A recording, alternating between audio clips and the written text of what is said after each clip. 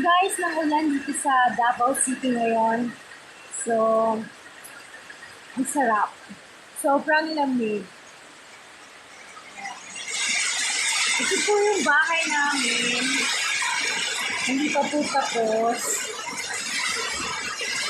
Ito yung bahay namin.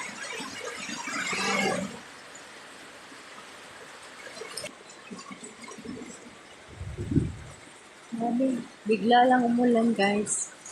Yan yung mga halaman ni Mama. Sobrang tuwang-tuwa po sila dahil yan, umuulan na naman. Siyempre, nadiligan, di ba?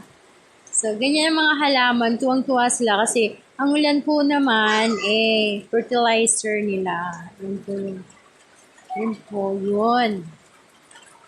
So, keep watching to my vlog, guys. And subscribe to my channel.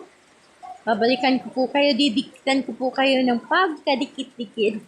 Maraming salamat. Keep watching. Stay safe. Yan, naubos ng ulan. Ito po yung backyard namin.